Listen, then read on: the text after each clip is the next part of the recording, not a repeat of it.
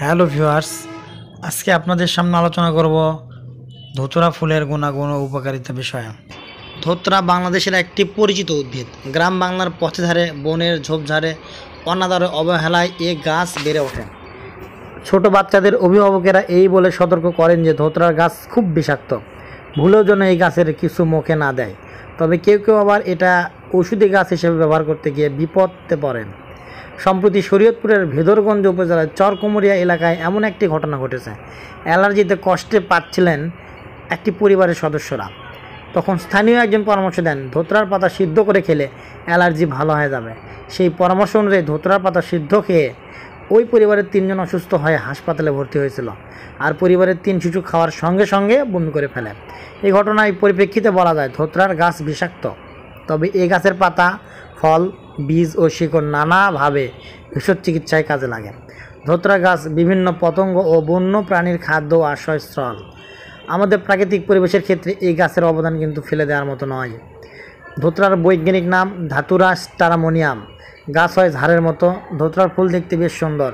বর্ষাকালে ফুল ফোটা শুরু হয়, হেমন্তকাল পর্যন্ত গাছে ফুল দেখা যায়। গাছের শাখা প্রশাখার অগ্রভাগে ফুল ধরে, দেখতে লম্বাকৃতির। ধুতরার ফল গোলাকার, গায়ে ছোট ছোট কাঁটা থাকে। ধুতরা গাছের বিষয়ে নতুন প্রজন্মের সচেতনতা কম। এই গাছ বিষয়ে মানুষ হিসেবে আমাদের সাবধানতা অবলম্বন করতে হবে, কারণ মানুষের জন্য ধুতরা গাছের পাতা, ফল ও পুরো গাছই বিপজ্জনক বিষক্রিয়া তৈরি করতে পারে। হাঁস, মুরগি, গরু, ছাগল, গবাদি প্রাণী সম্পদের ক্ষেত্রে বেশি পরিমাণে ধুতরা খেয়ে ফেললে বিষক্রিয়া হতে পারে। যদি কেউ টাটকা ধুতরা পাতা বা ফল চিবিয়ে খান, রস পান করেন, তবে অবশ্যই তার বিষক্রিয়া হতে পারে। প্রতিটি গাছেই নানান ধরনের অ্যালকালয়েড ও ফ্লাভোনয়েড উপাদান থাকে। এসব উপাদান থেকে আমাদের বহু জীবনদায়ী ওষুধ তৈরি হয়। কিন্তু সরাসরি এসব রাসায়নিক উপাদান গ্রহণ না করার ফলে আমাদের জীবন মৃত্যু ঝুঁকি হতে পারে। কি আছে ধুতরার পাতায় যা এত বিষক্রিয়া তৈরি করে?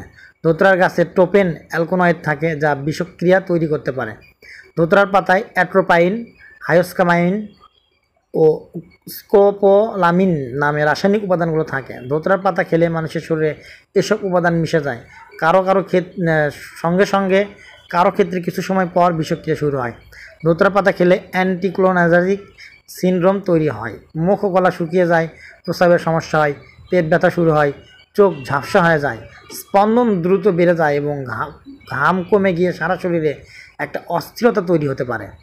যদি কেউ ভুল বা অসাবধানতাবশত ধুতরার পাতা খেয়ে ফেলেন, তবে যত দ্রুত পারা যায় তাকে বমি করাতে হবে।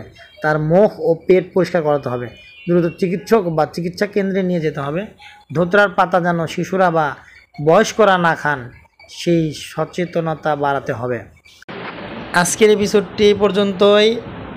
আগামী এপিসোডটি দেখার জন্য আমাদের চ্যানেলটি লাইক, কমেন্ট, শেয়ার ও সাবস্ক্রাইব করে আমাদের পাশেই থাকবেন এবং পরবর্তী এপিসোডটি খুব দ্রুতই পাবেন ইনশাআল্লাহ।